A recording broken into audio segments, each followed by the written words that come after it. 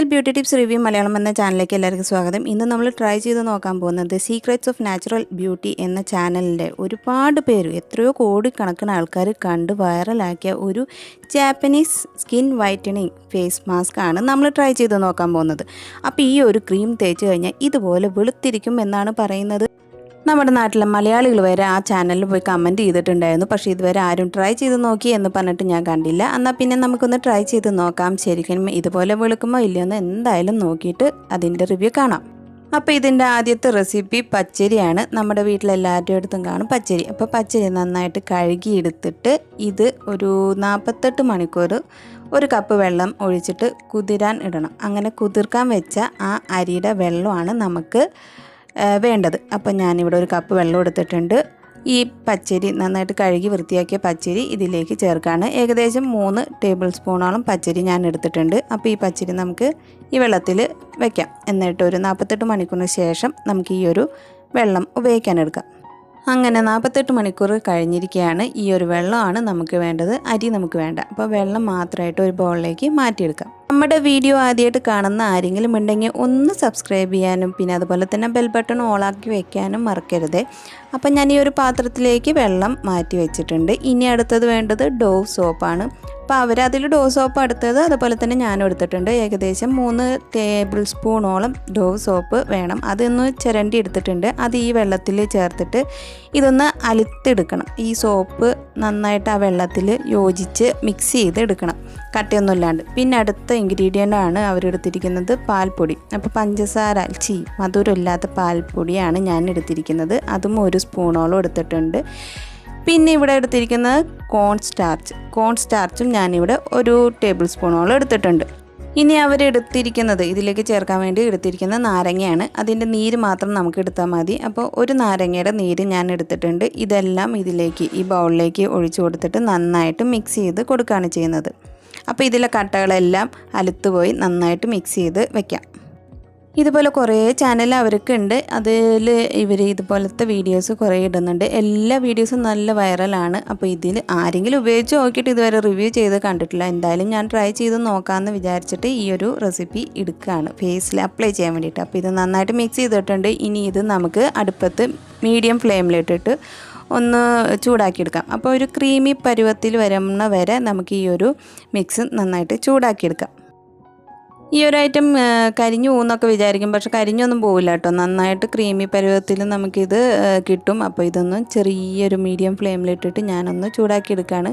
അപ്പോൾ ഇത് കട്ടിയായിട്ട് കുറുകി വരുന്നുണ്ട്. ഇപ്പോൾ ഒരു ക്രീം പരുവമൊക്കെ ആവുന്ന ഒരു പരുവുണ്ട്. അപ്പോൾ ആ പരുവത്തിൽ എത്തുമ്പോൾ നമുക്ക് തീ ഓഫാക്കാം. അങ്ങനെ നമ്മുടെ ചൈനക്കാരുടെ വൈറ്റനിങ് ക്രീം ഇവിടെ റെഡി ആയിരിക്കുകയാണ്. നമുക്കിതിഞ്ഞി ചൂടാറിയ ശേഷം ഒരു കണ്ടെയ്നറിലേക്ക് മാറ്റാം. അപ്പോൾ ചൈനക്കാർ പറഞ്ഞു തന്ന റെസിപ്പി ഒന്നുമല്ല, ഇത് വേറെ ആരോ പറഞ്ഞു തന്ന ഒരു റെസിപ്പിയാണ്. എന്തായാലും ഇത് ട്രൈ ചെയ്ത് നോക്കാം. അപ്പോൾ ഇത് ചൂടാറിയ ശേഷം ഞാനൊരു ടൈറ്റായ കണ്ടെയ്നറിലേക്ക് മാറ്റി വയ്ക്കുകയാണ്.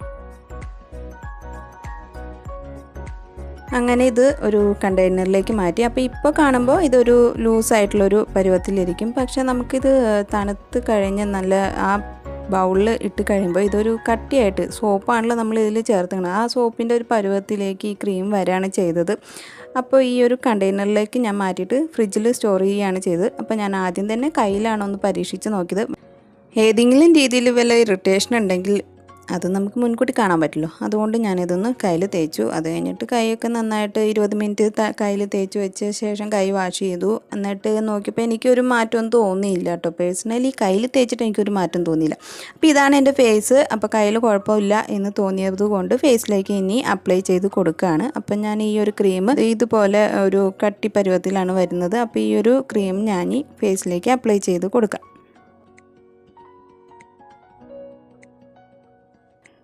അപ്പോൾ ആ റെസിപ്പിയിൽ അവർ പറഞ്ഞത് ഈ ഒരു ക്രീം നമ്മുടെ ഫേസിൽ എവിടെ വേണമെങ്കിലും ബോഡിയിൽ മൊത്തമായിട്ടാണെങ്കിലും ഇത് ഒരു 20 മിനിറ്റ് വരെ തേച്ച് പിടിപ്പിക്കാനാണ്. ഞാൻ എന്തായാലും 20 മിനിറ്റ് വരെ തേച്ച് പിടിപ്പിക്കാൻ ഉദ്ദേശിച്ചില്ല.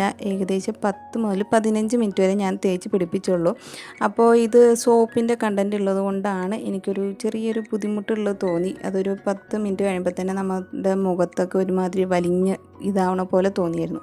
അത് കഴിഞ്ഞിട്ട് ഫേസ് വാഷ് ചെയ്യണമെന്ന് മുന്നേ ഇതുപോലെ റബ്ബ് ചെയ്ത് കൊടുക്കുക. അത് കഴിഞ്ഞിട്ട് ഒരു തണുത്ത വെള്ളത്തിൽ ഫേസ് വാഷ് ചെയ്യുക. അപ്പോൾ ആദ്യം തന്നെ ഫേസ് വാഷ് ചെയ്യുമ്പോൾ നോർമലി ഒരു സോപ്പ് നമ്മൾ മുഖത്തിട്ട് കഴുകിക്കഴിഞ്ഞാൽ എന്താ തോന്നുക, ആ ഒരു ഫീലേ എനിക്ക് തോന്നിയുള്ളൂ.